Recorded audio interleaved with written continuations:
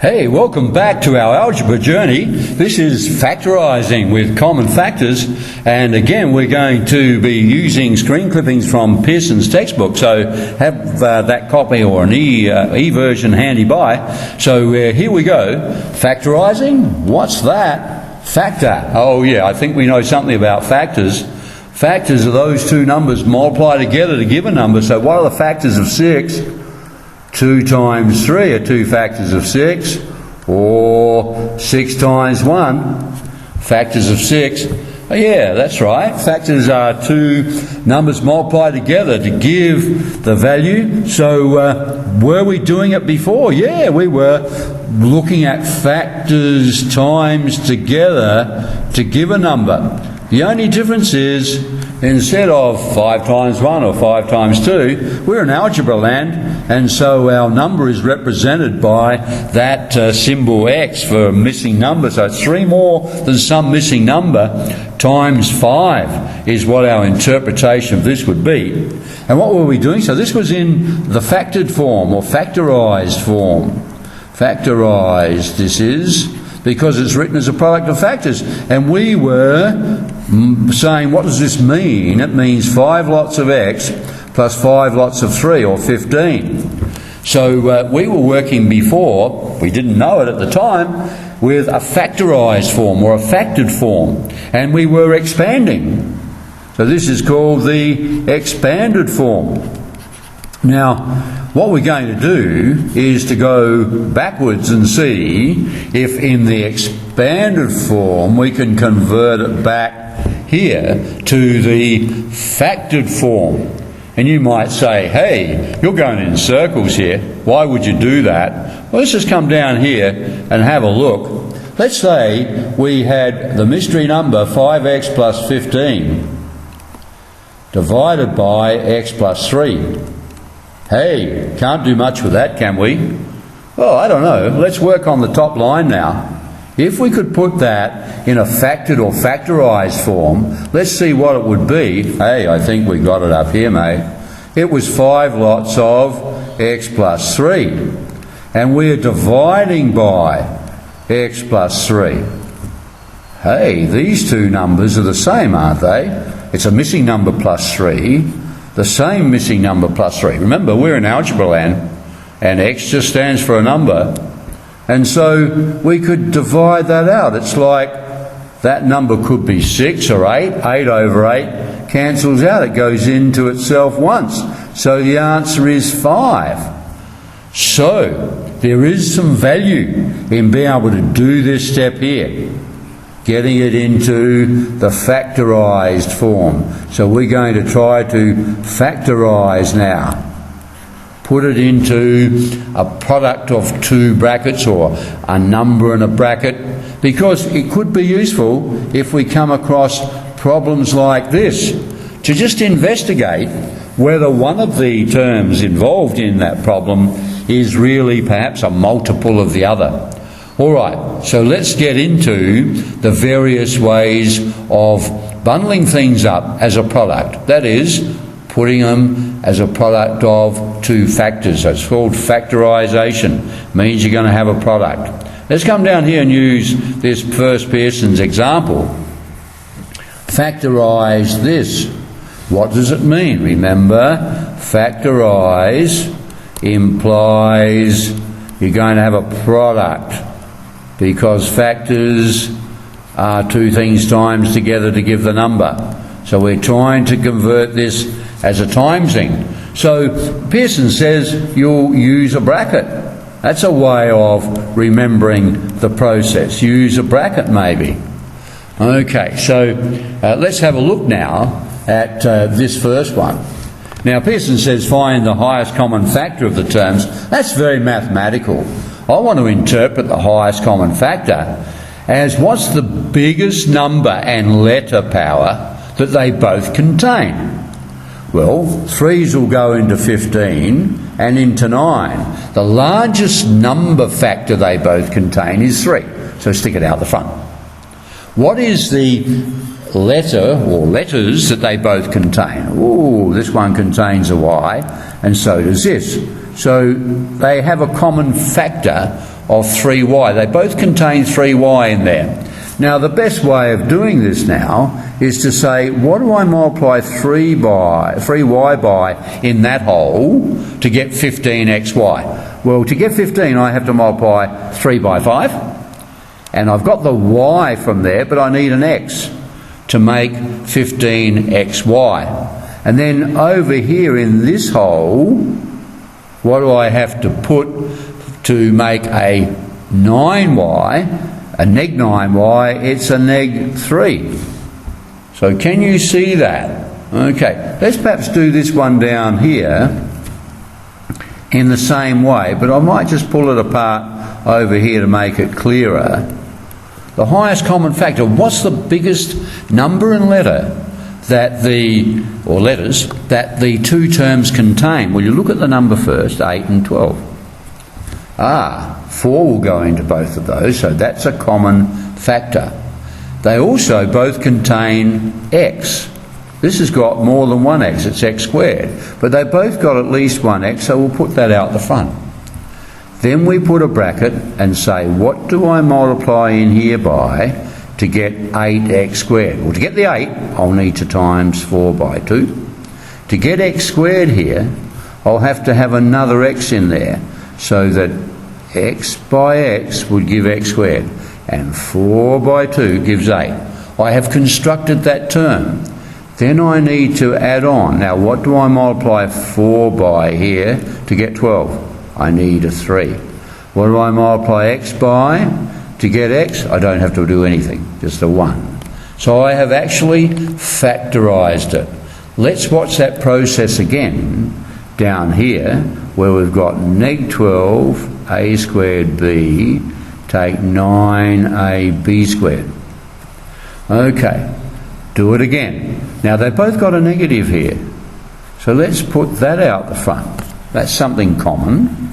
Then, what's the highest common factor of 12 and 9? The biggest number that will go into both. So that's a 3. What's the next thing? They've both got a's, but this one's only got a, this one's got a squared. So the highest common one, they both have a. Then this one's got a b, this one's got a b squared. So they both have at least one b. So that is the crucial first step, to get that highest common factor, the biggest number and letters, group of letters that will occur in both. Then we put a bracket. What do you multiply neg 3 by in there to get neg 12? That's positive 4, because a negative times a positive is a negative. We want neg 12. What do we need to multiply in here by to get our next term? That's a squared. So we need another a. A by a is a squared. To construct the b in there, we don't need anything, because we have our b out the front here. Now we're going to go to our next term. What do I multiply in here by to get neg 9? Negative times a positive 3 would give neg 9. And then what do I multiply a by to get a? Don't need anything, just 1 if you like, times by 1. What do I multiply b by in this second position to get b squared? I need a b. Therefore my answer is, it is neg 3ab outside of 4a plus 3b. Okay, so I just expanded a bit here with the Pearson's description. You can pause the presentation and look at their description. It's slightly different. Okay, I think this idea of factorisation, where you're looking at the terms you need in here, which when expanded would give you your original expression, is a good way of doing it. Pearson's talks about dividing each term, okay, and that sort of thing, and that's a very good way of doing it as well. All right, can you just pause it, go over it, make sure you see what we're doing. We're packaging up our previously expanded form back into a product of factors, must be timesing together. So you can use a bracket, is important. All right, let's come down here now. And here's your first bundle, and I've put the solutions here. And so try not to look at those. I would suggest you do all of these for practice. And just thinking about the method, you're finding, so let's put the steps down here, the largest number contained in both, or factor, contained in both terms, and then the highest power of each pronumeral or letter contained within each, and you put that outside, put it, those two outside a bracket.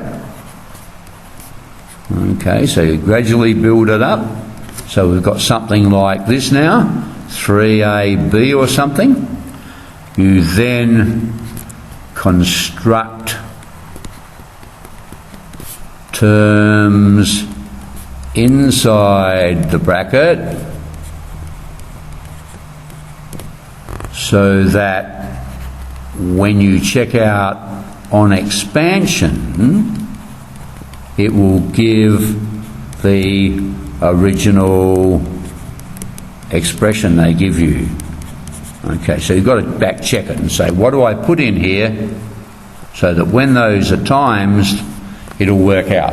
Okay, that's the process now. So pause the presentation and have a go at those. What have we got there? We've got 15 of them. Have a go at that.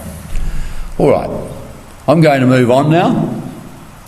Let's come down and have a look at slightly different factorisation, but the same idea is in your mind. Factorising means you're going to create a product of factors, a product of two terms, product of factors, and in your mind you think, oh yes, it's one of those bracket jobs. Brackets. Okay, let's have a look at this one now. A little bit different. It looks a bit bigger, and here it's very important that you understand algebra. What is algebra? Well, basically it's a form of mathematics where we do puzzles, solve equations and things, track down an unknown, all the things that those students said earlier, and we're using letters to stand for the unknown. So when we see m plus 3, we don't think, oh, that's complicated. This is standing for some number. It's 3 more than some unknown number. So what have I got now? I've got k times this number plus 5 times this number. So we have a common number. So if we're looking at this overall expression, do they have something in common? Yes. m plus 3 is a number, and we're going to put that outside a bracket. Then we're going to say, what do you multiply m plus 3 by to get my first term here? Oh, I need a k. Plus, what do I multiply m plus 3 by to get my second term? I need a 5. Problem solved. The same technique is used again. So you can actually read what Pearson's has to say. Slightly different way of describing it. And then what I'd like you to do is to come over here and have a look and see if you can pick out, in algebra land, the terms or numbers that occur in both of the two terms, and see if you can bundle it up with a bracket, taking out the common factor out the front. Can you spot them? Don't be frightened. X take 4 is a friendly number. You don't know exactly what it is, but it's a friendly number in algebra land. It's 4 less than your unknown. Okay? So we need to do all this work with our letters standing for numbers so that we can solve problems using algebra. Not much good letting a letter stand for a number and then not being able to work with them in all these different ways here. Okay, so here's your solutions. maybe rewind the presentation, just check out what I was saying about this up here. And then what I'd like you to do is to pause the presentation and have a go at these 10. Slightly different, but remember, x is just a number, so start to get used to expressions in x just standing for some unknown number. All right, pause the presentation, have fun, and check your work as you go. All right, I'm going to move on now. And here we are, example 7. I think this is the last example we do at the moment. And we're going to group terms up in pairs so that we can see things that are like each other. So factorising all 4 terms by grouping in pairs. So let's have a look at why we might do that. So let's have a look at this example down here. All right, so factorise each of the following expressions, here we are, by grouping in pairs. Let's have a look at this. Well, can you see that they are already sort of grouped? Because here we've got ones with A's in them and ones with C's in them. So we actually don't have to do much work here because these two have been put next to each other. And then these two have been put next to each other. Oops, I left out C there. For CY. Okay, so we've got to come in a bit. We can't go over that far here. So plus 4CY. Okay, so let's now say this is, now let's look at these two. They both contain a 2, so put that out the front. They both also contain an A. They don't have anything else in common. This one has an X and a Y, so we can't say they share that. So now we put a bracket. What do you multiply 2A by to get 2AX? Well, we need that X. Minus, what do you multiply 2A by to get 8? We need a 4 to make the 2 and 8. And we need a y because it's neg 8y. So it must have that negative sign. And we just check here by our expansion method that it would come to the same thing. Then we're going to put minus or negative. What have they got in common? They've got a C in common. That's all I can see. Oh, I see a C. Do you see a C? We both see C's. Oh, whatever. Yeah. Okay. So let's put the C out the front. And then we say, what do we multiply neg C by in the whole to get neg CX? I need an X. Then what do I multiply neg C by over here to get, or watch this, I have to get a positive 4CY. So here I need a negative 4. What's that one?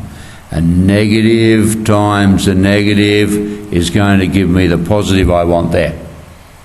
So it's neg 4 and I've got a C, so now I need to have a Y to get that last 4CY. Okay, so that's one stage, but then what do we notice? We write out our answer, don't we? We've factorised this first one, that's good, and we've factorised the second pair, bundled them up. Oh, but hang on, look at this. Hey, we can't stop now because we have a term in front here which has an x take 4y and a term behind which got an x take 4y. So we need to say, let's put an x take 4y as a common factor and do it all again. What do I multiply x take 4y by in there to get this big term here? It needs a 2a. Minus, what do I multiply all of x take 4y by to get this doofy? It's c lots of x take 4y, so I need a c in there. So my final answer is x take 4y by 2a take c. So that's starting to get a bit bigger. So you're going to keep going with the process until you can get the simplest factored form. Nicely packaged up is what I'd like to say. All the terms are nicely packaged up. All right, let's have a look at this one down here. So, are they grouped appropriately this time? I don't think so. Okay. So we need to put terms together that are like each other. So maybe we could group them as UW plus XU, then plus VW plus VX. So putting the U-type terms together and the V-type terms together. Okay, so then what have we got? This one's got a U and so is that. So put a U out the front, and then what do you multiply U by to get the first term? It's a W. Plus, what do you multiply U by to get XU? It's an X. So we'll package up the first one. Let's have a look at this second term here, picking out the fact they've both got a V in them. So put a V in front. What do I multiply V by to get VW? It's a W. Plus what do I multiply V by to get VX? I need an X.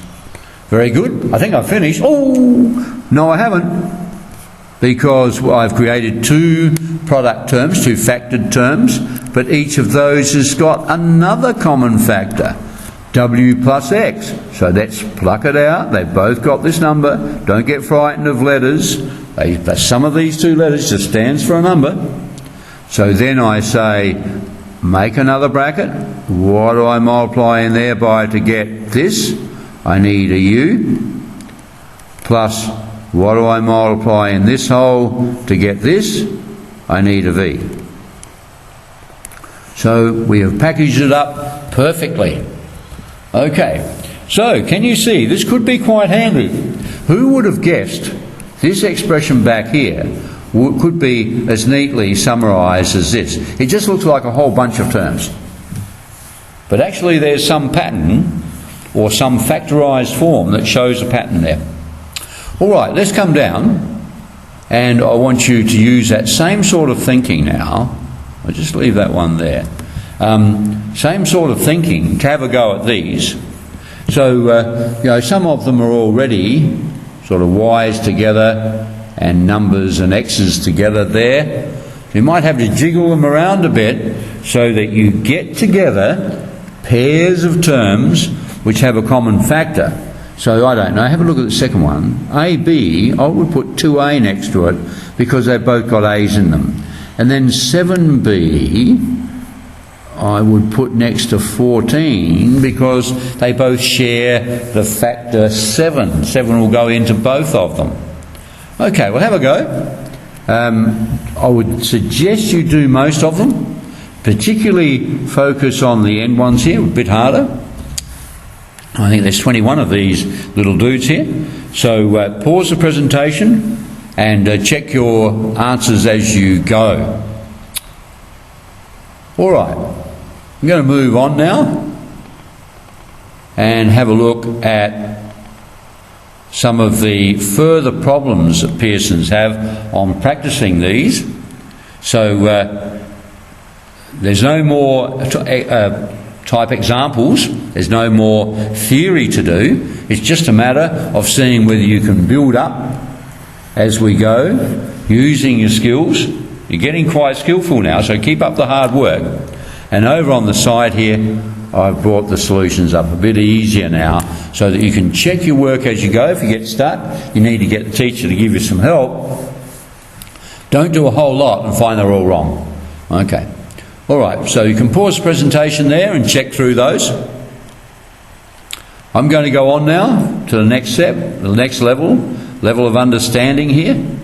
So question 8 through 11, where we have some sort of practical problems where you will create your own numbers, well, expressions standing for numbers, let's say, and then have to do some factorising with it. And they're the answers down the side. Try not to look at those straight up. Have a go yourself and then check what's going on. All right, we'll pause the presentation and have a go at those 4.